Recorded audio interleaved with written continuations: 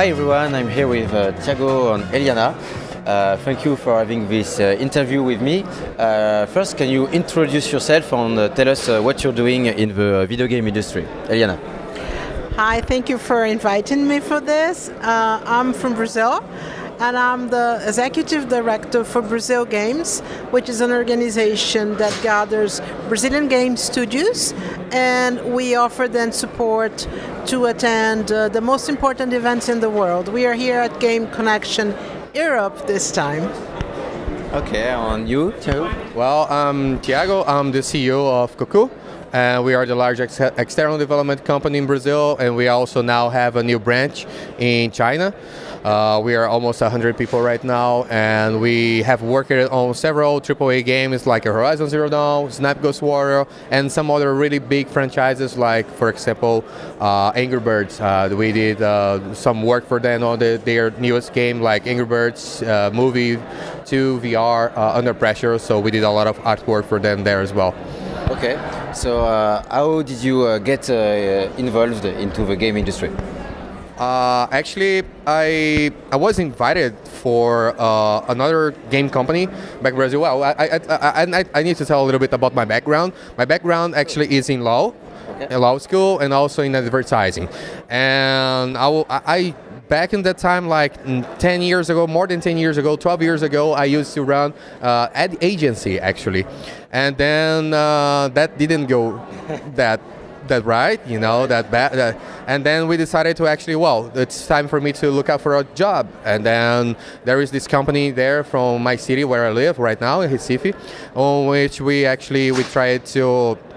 And then I actually applied for this job to become the marketing of this company. And the name of the company was Jinx Playware. It was one of the pioneers in Brazil.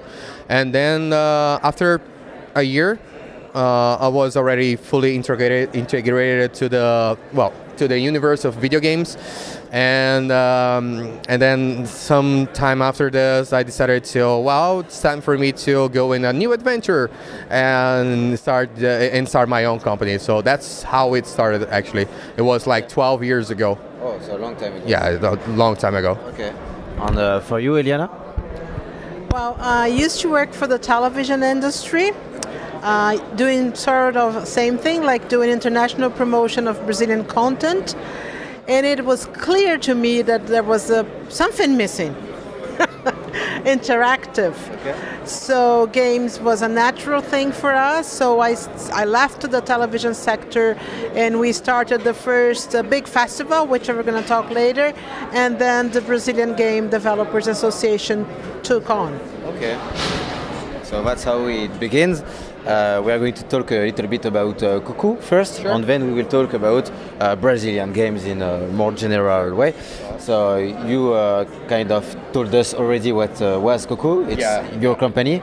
So for how many time? I founded the company 8 years ago, almost. We are going to turn 8 years now in November, and it's going to be something, well, it's a really good mark for us, you know, because to be totally honest with you, we went bankrupt at least 3 times before actually we start to have success in this industry.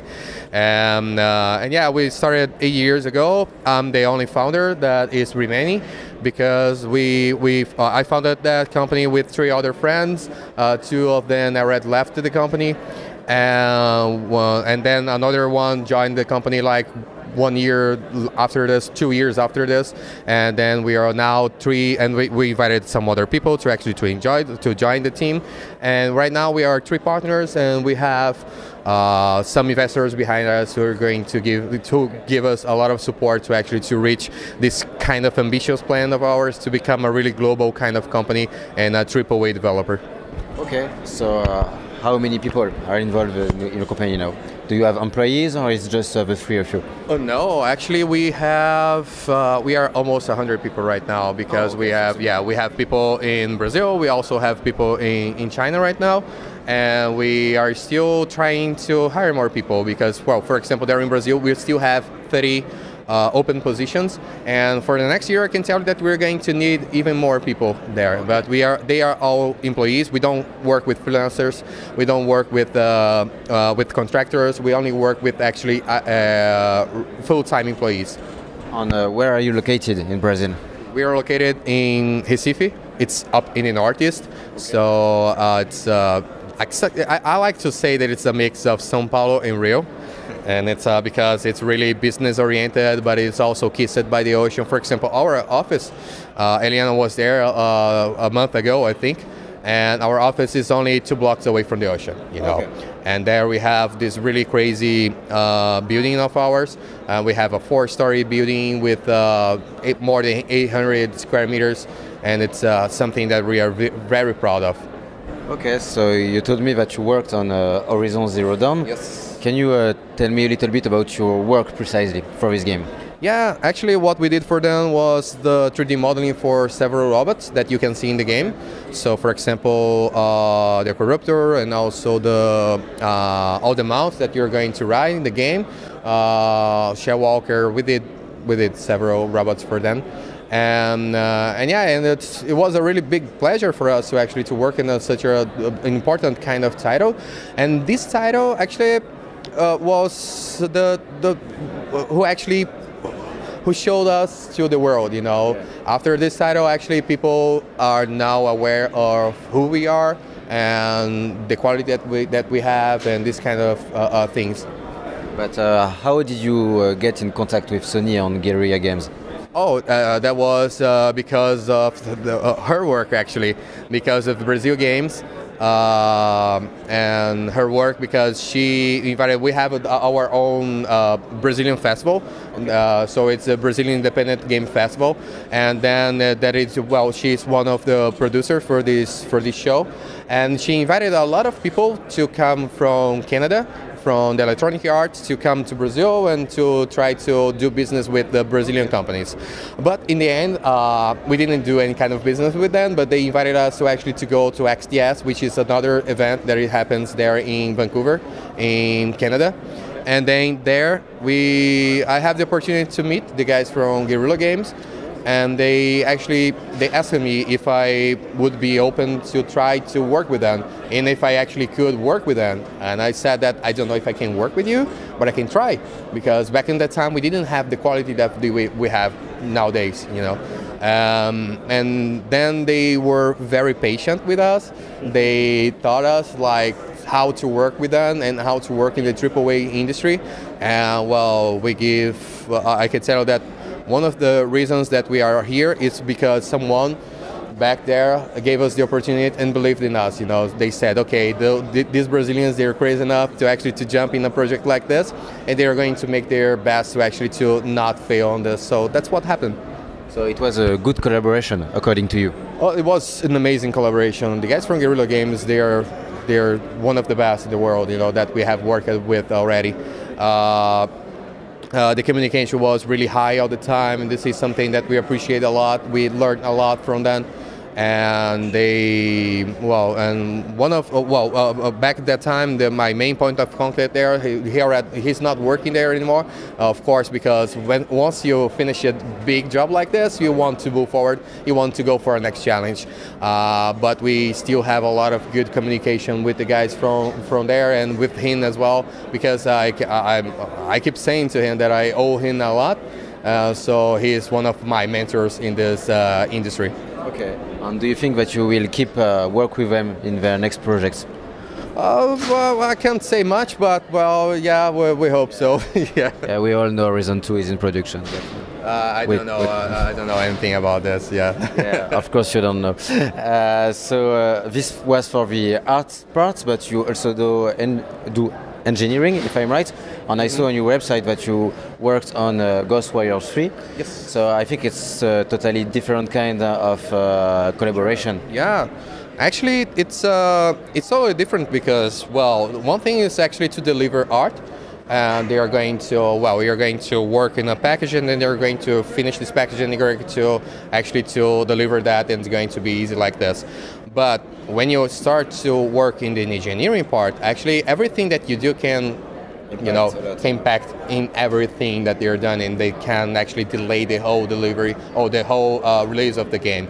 So this is something that is totally different, and that actually was the first company. We are talking about two companies that gave us the first opportunity for us to become the co-development company that we are right now.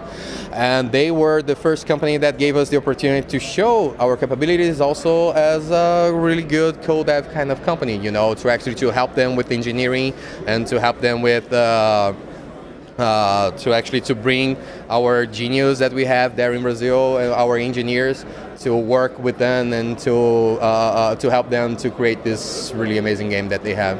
Okay, so what would you tell is your plus-value, the best thing you have as an outsourcing company? Like when you're selling yourself to a company and you want that they love your work and that they hire you, according to you, what is your best advantages in this market? The best advantage that we have is that we are not an outsourcing company. We are an external partner. Like, okay, sorry for. No, it's only because actually we can be considered as an outsourcing. Okay.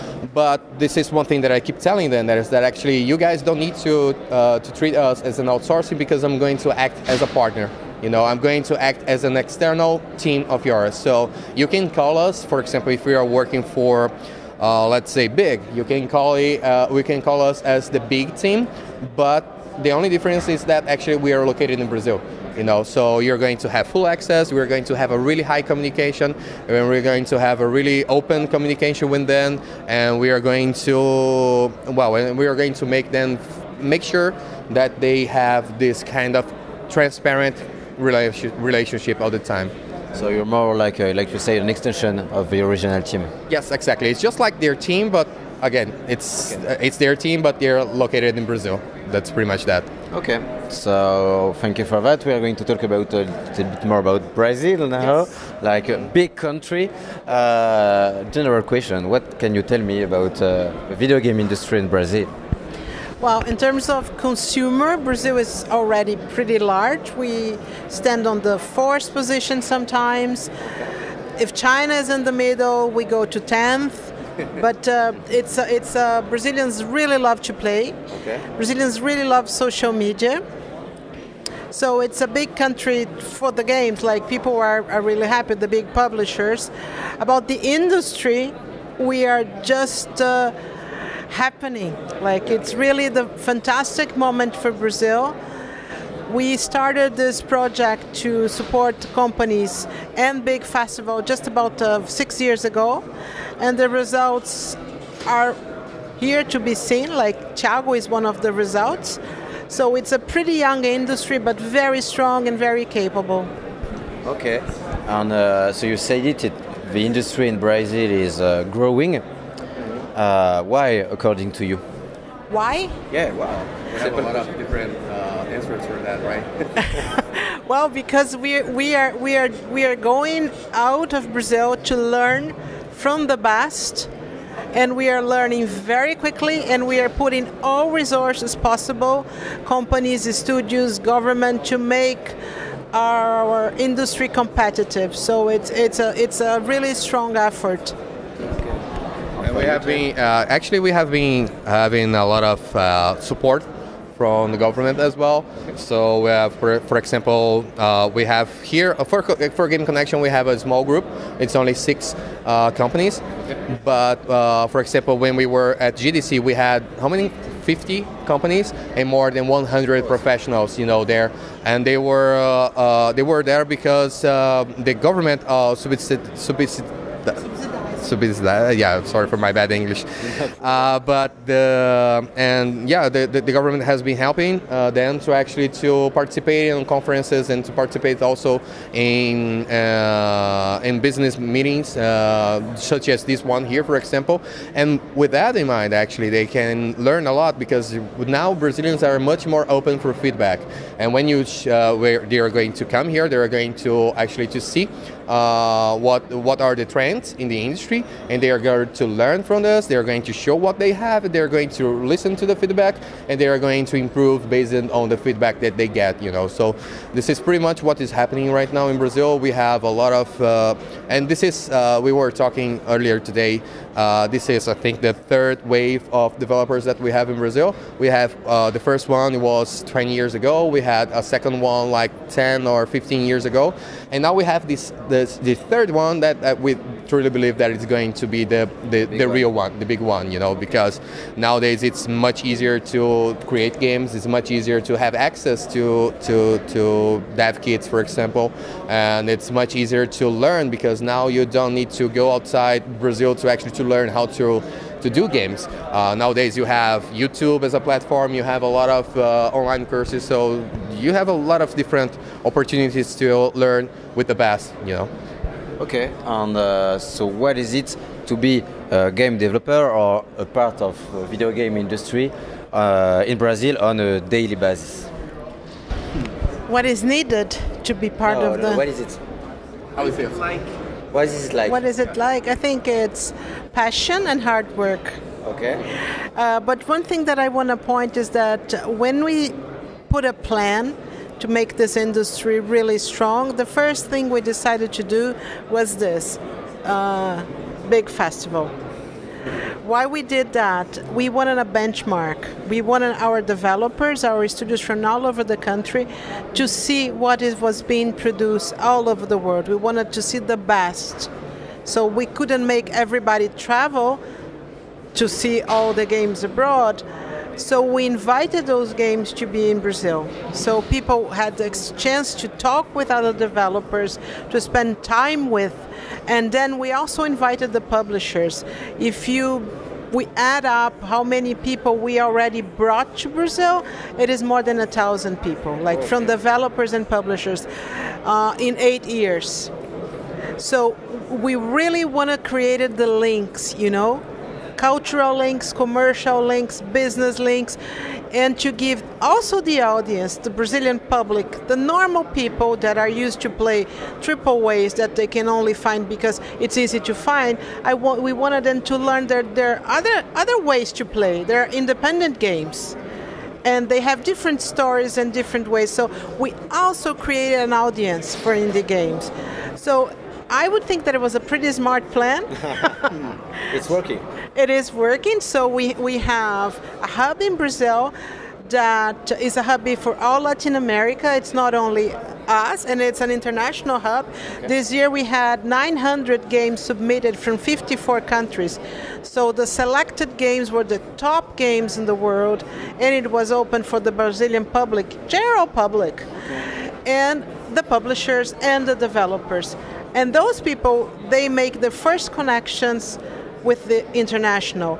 And we know that a game is global. A game is not only for one region or for one country. So with that, like with those first links made at home, and let me tell you that everybody that we brought to Brazil fell in love with Brazil. It is really, really, we are so proud of that, like to be able to bring people. Yeah, to make people happy when they come to see us. So when we travel, we already have the friendship. We already know who we are going to talk with. So I think it was a pretty smart plan. Yeah. So on a daily basis, basically, you make connections, make things happen. Yes. Okay. Yeah, connections, communicate. I think communication is the base for everything. This is a very. Despite the fact that it's a digital industry, it's super human based. It's eye to eye. I ask people, why do you travel so far economy class? Because this matters. This really matters. Actually, there is one thing that we learned in the industry is that actually people do business with people. People don't do business with companies. So it's really important for you to actually to have this kind of approach to actually that you need to know that you're going to meet people and you're going to visit people. You need to actually to talk with people, and if you don't have this in mind, then probably you're going to not succeed in this industry. And another fact about being Brazilian and how that actually helps us is that, for example, we have some sort of soft power, which is the opposite of the bellic power, because we conquer people because we are Brazilians, because of our culture, like, for example, just like the US, they are conquering the world because of Hollywood, because of their culture. So this is pretty much what we do in Brazil. So every time that we are traveling and we present ourselves as a Brazilian studio, everyone instantly kind of love us, and wants to talk with us, and they want to know what's happening in Brazil. For example, today we presented a panel here at Game Connection to try to make people understand what's going on in Brazil and why Brazil is going to be the next super territory for games. It's pretty much because, well, the Brazil brand help us a lot too. Okay. And for you more personally, like when you're working every day, what's in Brazil? How does it feel like? Oh, it's well, to be totally honest, for us, it's really it's a new adventure. Okay. Like, it's we're helping people to understand how the industry works, and we're being not the pioneers because we have a lot of people who started this before, but we're being the people who actually are cleaning the path for others, So we feel like proud because we are the ones who actually are mating the floor for them to actually to grow after, because they are going to learn from our experience. They are going now to have really big companies that they can actually use as a model for their own companies, and they are going to learn because, well, so let's say if you work at Cuckoo and you're working on AAA games, you're going to learn how to work in AAA games. So it's not that you're going to be stuck with trying to understand how it works, because now you will be trained by really amazing companies. Not only Cuckoo, we have a lot of different companies in Brazil, like Aquiris, like Gazelles, and each of them actually have their specialty and have their core, and it's really important to mention that because, well, you can work with a AAA industry with Cuckoo. You can work for a more casino kind of style game with the guys from Gazelles. You can go for a more social, casual games with the guys from Aquiris, So, and not Aquiris only, but the guys from Wildlife and guys also from Tap Games. So you're going to have a lot of opportunities in Brazil to learn now with the best, and not only to see the best people in the world doing games and only acting as a consumer kind of marketer. Okay, so that was part of my next question. You answered it a bit. It was, okay. Do you know other studios? So the answer is obviously yes. Well, for you, that's obvious. Yeah. And do you help each other? Help what? Do you help each other? Yeah, we there is something in Brazil that, for example, we already worked with several companies in Brazil. We already had the help of 2 local companies, for example, in Brazil to help us to do our projects. We already helped the people from São Paulo. We already helped the people from Florianopolis. We already have people. And that means that actually we are going to, for example, one of the things that we did previously was we dropped our rate only and we call it even, only because we wanted actually other companies in Brazil to have the same quality that global companies are having. Only because we care about the Brazilian industry. And they would do the same for us, but it's not our case because we are not in the entertainment industry as a IP owner. But we would do the same for them, to actually to bring them they would bring us to actually to help them with their help to actually to achieve something bigger, So it's some kind of a Brazilian brotherhood. Yes, and for example, we have some companies in Brazil that are merging, for example, because they have a lot of quality and they are merging. They have other studios that are just getting acquired, by other companies, international companies, and well, it's a whole new world in Brazil, I think, and we have. And we are really happy that we are part of it, you know, and it's again, it's a whole new world. Yeah. And according to you both, what is the next step for the video game industry in Brazil, the future? Next step is to make our companies bigger and stronger, because what we hear from publishers is that they like so much what they see. They just wish that we could have more to deliver. Exactly. Okay. So we're doing our homework. Like when I said we plan, we really do strategic planning. We foresee the future. So we try to achieve that. And as an organization of developers, I mean studios, companies, you're asking about helping each other, right? We are always discussing subjects and matters that are, if are difficult for someone, we always have an open forums to discuss. We also have a diversity board, like we are bringing more and more women to the industry. That's great. So, and other, of course, gender and everything. So we are a very open organization of studios, non-profit, that exists to help to foster the industry. So I think we are going to deliver. I hope so. Well, the next steps that I think that for Brazil right now is that we're going to, I don't know, for us that now is to bring more investors to Brazil. With investors, we can actually reach exactly what Eliana was telling us a little bit earlier. It's that actually we're going to become this kind of superpower industry in the world, and it's only a matter of a few years now.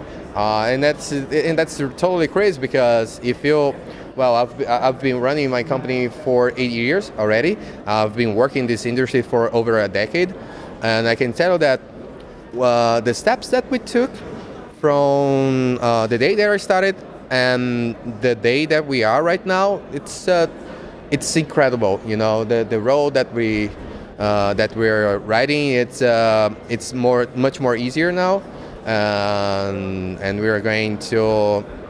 And yeah, and right now the next steps are going to actually to transform our industry into a much more mature industry, and then we're going to have even bigger and larger companies there in Brazil. We already have companies with 400 employees, and then probably we're going to have a next superpower company next that everyone will be a really big fan of it within the next 5 to 10 years. Okay. And last question regarding Brazil in general. Okay. Do you think that the language can be a barrier? Because I know that in Brazil, a lot of people don't speak English. Yes. So maybe it's a bit complicated when you hire people and everything to communicate with the rest of the world. Oh, actually, I can tell you that, for example, I learned English by trying to speak English, you know, so yeah, that works a lot. Still a lot to improve, but that worked. But I can tell you that, for example, there in Brazil, we still lack of education, proper education to actually have a bilingual kind of country. But that's also because we are a really, really, really big country. We have 211 million people living there in Brazil. So for you to educate 200 million people in English is not really easy kind of job. You know, it's really complicated. It's not like you go to each Scandinavian kind of country here. Everyone actually speaks two languages. They speak really well English. There we still have a lot to improve in terms of education and actually to become a bilingual kind of country. But that is not a barrier at all, because if there is one thing that Brazilians do, if they see a game that is only in English, they don't care. They are going to search. They are going to learn from the games. You know, I already know a lot of people who actually learn English only because they were playing games. Okay. You know, so this is the next step. Or what's going to do? Actually, people are going to keep playing games.